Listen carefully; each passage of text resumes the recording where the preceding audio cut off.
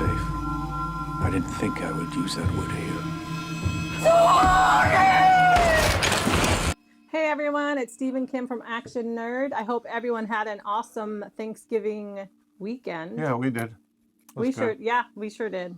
Friends over every night from Thursday through Sunday, or actually Thursday through Saturday. Yeah, so it was good. It was really good. But before that, we saw Outside, which is on Netflix. I know this is Shuddering, but this was something that had a lot of promotional ads running across my Facebook. So I thought, let's give it a shot. And it's a bit different. It's a Filipino movie, apocalyptic zombie stuff. But I would say it's not even really a zombie movie. No, I think there's very few. From what I saw, very few zombies. Yeah, so let's preface this by saying she walked out. Within probably the first, it was a long movie. Probably the first 35, 45 minutes, I said, this is the... I pressed. He got to watch it with us. But it was so... The acting was so bad. The mom was so annoying with her, like... Same look on her face. Same look. Didn't almost care. 3 hours. And I literally just said, I'm done. You complained the entire movie. And I don't usually do that. I usually give things like plenty of time to like give me a reason to watch, but I didn't. I did come back when he continued watching it, and probably the last half hour I watched on and off. I was obviously multi-purposing or anyways. Yeah, so I think it was over 2.5 hours. It seemed like 3 hours. But I stuck with it, and I listen. First of all, let's get this out of the way. It's dubbed in English, so and it is not done well. It reminded me of the old Godzilla movies, where it's just way off, and the voice actors, they didn't really match the voice you would think that would come out of that person. Certainly, you have two children, two boys. You have the mom and you have the dad, and they travel in this beat up van, and they go to a sugarcane farm, which you find out is the dad's family home.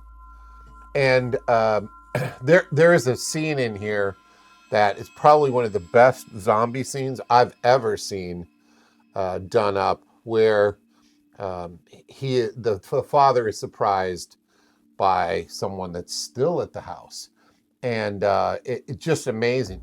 Now, there's a couple things with the zombies that are different than most. Very different. They talk.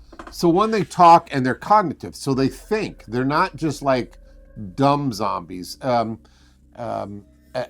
pop culture has pointed out in the 80s, I think it was Return of the Living Dead or one of the Day of the Dead, the guy said brains.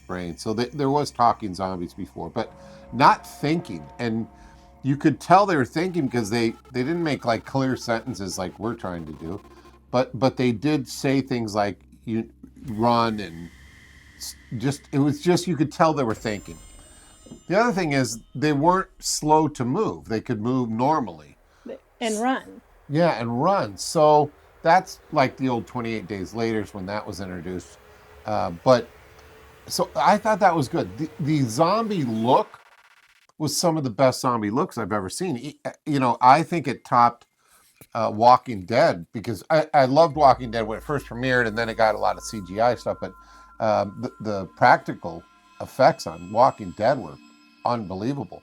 This one was just really cool how they made them look. Now that you said that, I remember telling you that the actors were so bad. The best actors were the zombies and the dead people. Yeah. The actual people that were dead.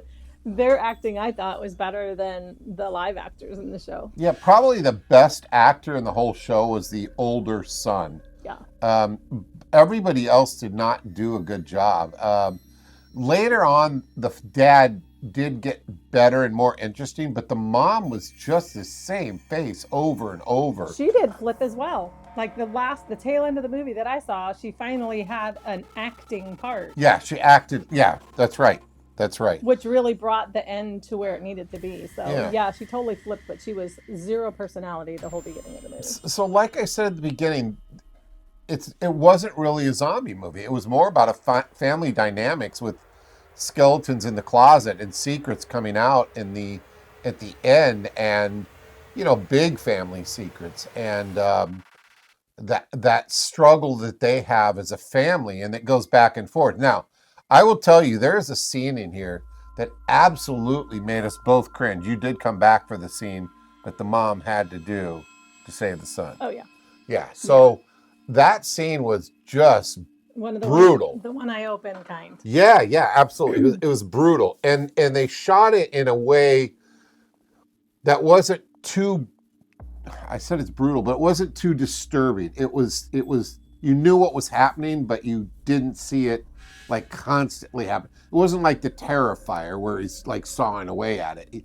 There was a better way of doing it. It was like, no way, I can't believe she's doing that. But in the back of my mind was, that's something any mom would have done. Yeah, to save her child. So it's a good. The story overall, I thought was okay. I would not sit through it again.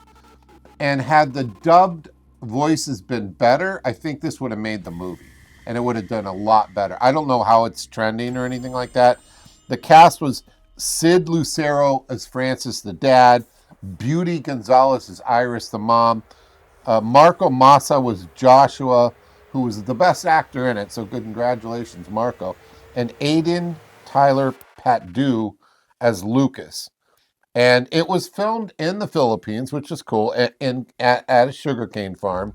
And it's had a lot of positive reviews, it's saying, with praise for acting. I don't know where you got this. I don't know where you got that information.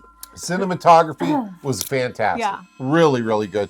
You did feel like it was the apocalypse. You did feel like they were lost. The couple of scenes that they did enter into civilization, or what was left of it, were well done, reminiscent of Walking Dead. But I thought it was okay. So let's go to Fright Meter now. What are you ranking that? I would go with between spooky and creepy.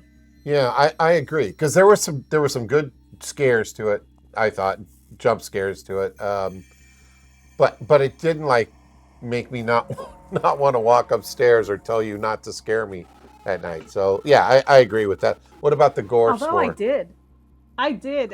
I hit your leg when something scary was going on. Oh, that's right. Yeah, and you said some choice words to me. Of course. Gore score? Not mean choice words to you. No.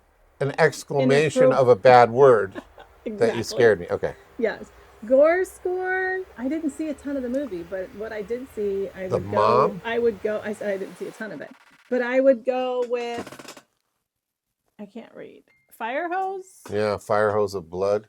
Yeah. Yeah, I'll agree with that. Fire hose. There was a kitchen table scene, the mom scene, the grandma or mom scene. That was my favorite. Yeah, there's some really cool stuff. So yeah, let's go with what do we do overall? Recommend. I don't know that it's fair for me to say. I left, but I thought the end was good. Yeah. I would say I wouldn't recommend it, only because I could not watch the whole movie because it was so disappointing at the beginning. So to me, I would say just okay. Yeah, I'm doing the same thing. It's just okay. It wasn't something that I would highly recommend. I wouldn't even recommend it.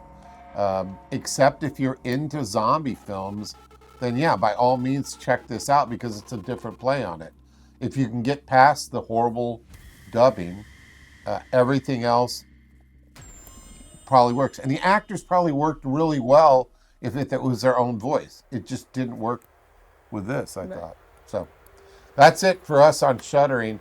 Like and subscribe. If you have a better zombie recommendation that's newer, because we've seen everything, I think, well, let us know in the comments. And other than that, we're going to find something to watch today. And this is Sunday after Thanksgiving. So we'll see you next week. Bye-bye. Bye.